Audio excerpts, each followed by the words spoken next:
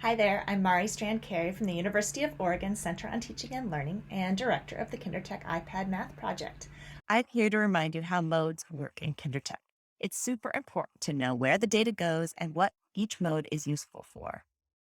You want to be able to use modes to enhance your classroom instruction and make sure that students are learning at their own pace, at their own level, as much of the time as possible. The sequence mode is the usual form of instruction that takes children from knowing kind of nothing about math all the way through story problems. It's differentiated to their pace and what they need and their types of models and everything like that.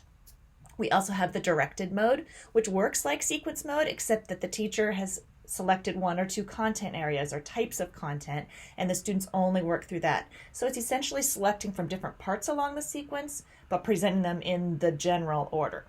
That's great for going along with certain lesson plans for the week or for grouping students. What it's missing, though, is making sure that students have the prerequisites to do that content. So just be aware of that.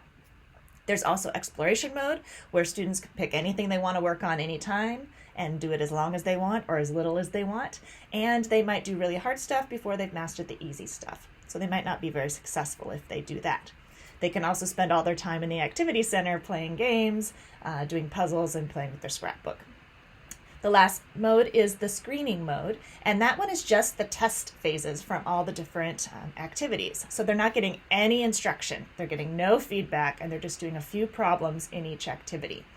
If they do really well on those pre-tests, they'll actually take a lot of them because that means they're taking the pre-test for all the activities. But if they don't do well, we kind of put them out of their misery and we don't give them any harder tests for that particular content. So it's like a gateway for the first test, and then that gate either opens or closes for the next test.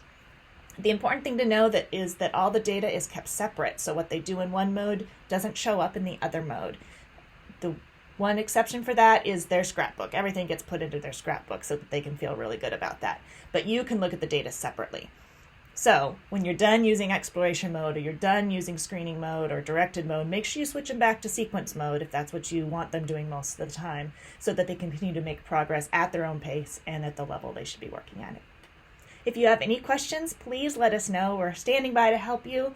We have resources online, but we can also just answer your text, emails, and calls. So reach out. Thanks.